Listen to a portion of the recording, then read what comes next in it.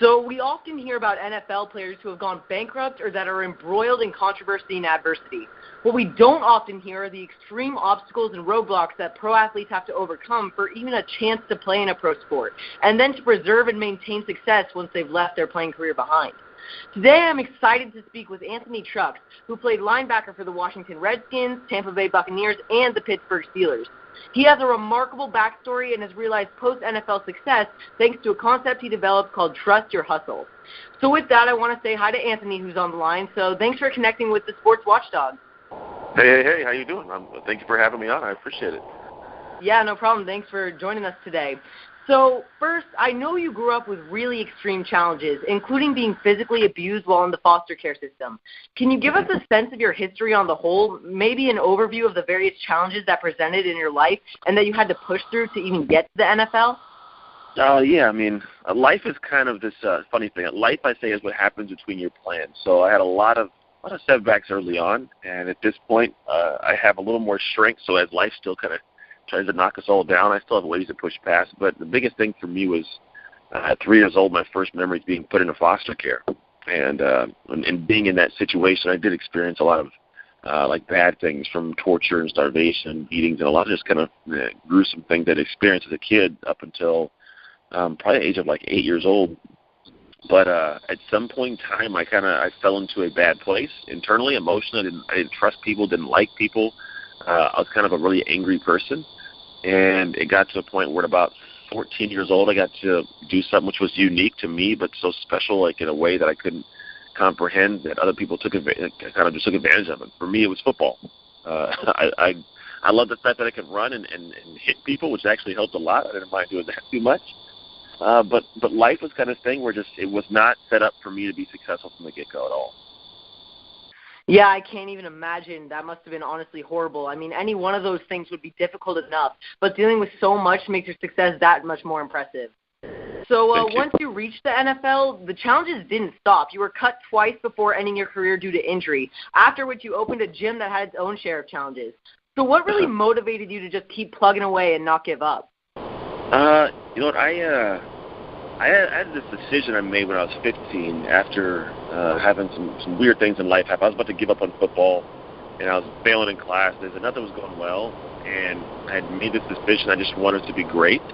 I didn't really know what great meant at the time, but great at the time was football. And I think for me, what allows me to keep pushing is trying to see what my level of great can be. It's more of like this consistent journey to see kind of what's in store for my life if I continue to keep working. And I know that nothing's guaranteed. No success is actually guaranteed, but I know there's a definite guarantee that if I don't work, I do not find happiness, I do not find success. Yeah, you've definitely realized your own share of successes along the way, too. This concept you developed, Trust Your Hustle, is so fascinating. I know you're now using that philosophy to do performance and business coaching, consulting, and motivational public speaking as well. So what exactly do you mean by Trust Your Hustle? And can it apply to college or secondary school-age kids? This applies to every single human being on this planet that lives and breathes and wants something. What I found is we all have these different ideas of a vision of success, right? For some people, success is being able to walk. You know, some people's success is being able to eat. Some people that want to have a success is a billion-dollar company, you know. And so what I find is regardless, whatever your thing is, relative to you, it's great. You have to put a certain amount of hustle in to get that. And what ends up being, you find that your level of hard work must increase. Like whatever you think is the hardest you can work has to go. And that's a different level. And people typically won't venture into that space or even put forth the necessary hustle or grind or effort or work if they do not trust that they will have success when they do it.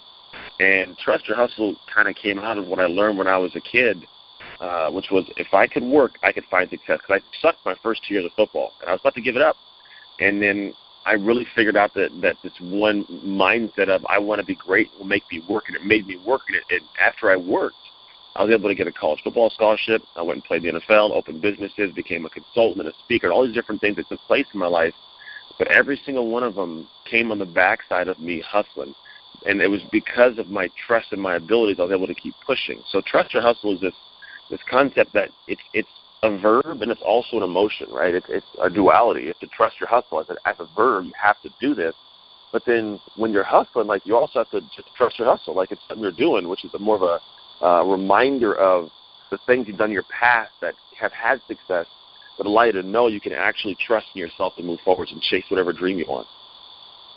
Yeah, I really feel like it's super motivational, too, because you had so many adversities that you had to overcome, and with all that hustle that you put forth, now you had such a successful career.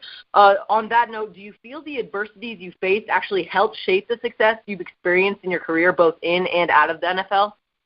Yeah, they definitely, it's always 50-50. The adversity is what allows me the ability, and I say the ability and the opportunity to have a chance to trust my hustle. That's really, without the adversity, without the setbacks, you don't really get to a point of comprehending you're capable of something big, because we all fear failure. We all feel a setback. We all fear this idea of what if it doesn't take place? What if it doesn't work out how I see? But the truth is, at the end of the day, that those are amazing opportunities when you are pushed into a corner and have to fight your way out. Because then you realize once you fight your way out that you can fight your way out. And when you're challenged and you're put in another corner, you think back to the time when you were in that corner before or one like it, and you find a way to push out. And it teaches you a lot of innate, intangible skills that can't be read in a book. It can't be learned from a coach. It's something you have to actually do yourself. And so I don't like what happened to me as a kid, but I appreciate every moment of it. Yeah, of course. I mean, who would like any of those experiences? I can't even imagine. Along with that hustle and drive that you had to get out of your adversity, what do you feel is the most common reason that people don't reach their goals? Oh, man, it's lack of trust. And I think a lot of it comes from a boiling down initially of an ego.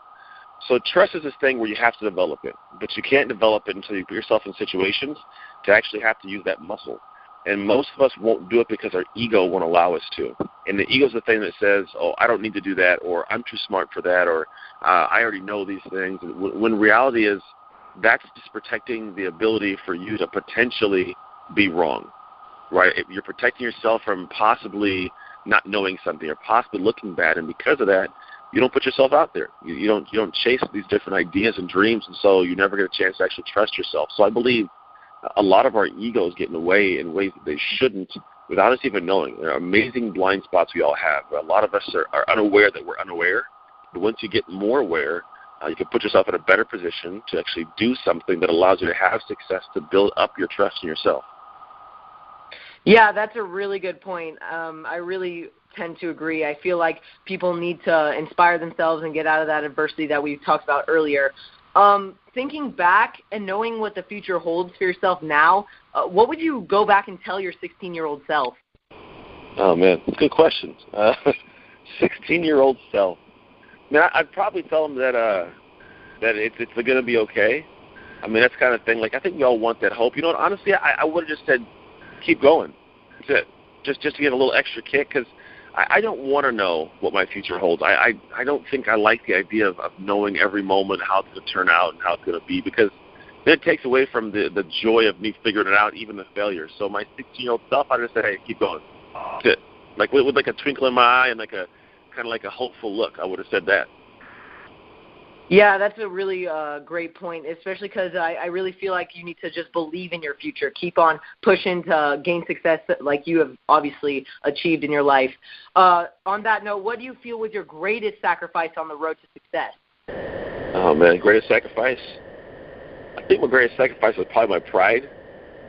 I think we in society, especially as men, and me having been like a former athlete, you have this humongous pride, right? And because of your pride, you damage relationships, you damage your health, you damage opportunities, because you're too prideful to admit issues and situations that really, once you get past, admit open to them, like, it allows yourself so much more clarity, so much more openness to do things. So I think that's my biggest thing. It's just the pride, sacrificing that.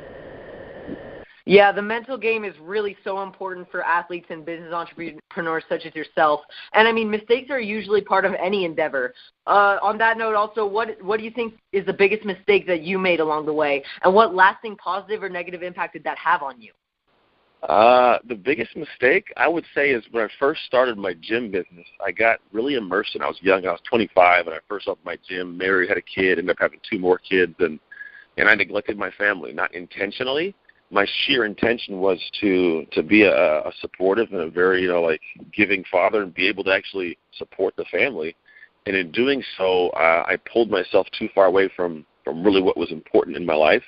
And it led my ex-wife to a place to make a decision, which her decision was to be with somebody else. And so it's one of those things that really broke me, like really broke me to a dark place. But from that, I was able to get a great, like, refocusing on life and perspective and myself and kind of see what was really important, what matters. And so I'm thankful for the situation to have happened when it did in my life, because I get to spend more of my life making sure that something like that doesn't happen again, and that I get to actually live in a joyful place by seeing what's really the important stuff to me.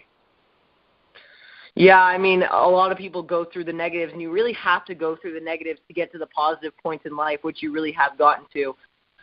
Everyone has their own different perspectives on things, and although I can't really connect to all the adversity that you've come through, I think it's really impressive, all the success that you've achieved throughout your illustrious career.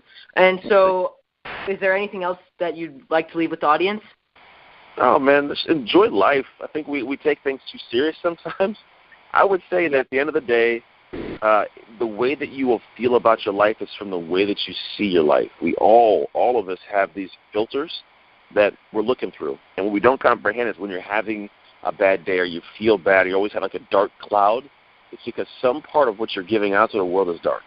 And it's because of the way you're seeing the world. And when we can change your perspective, you'll get like aha moments. And I say perspective precedes enlightenment.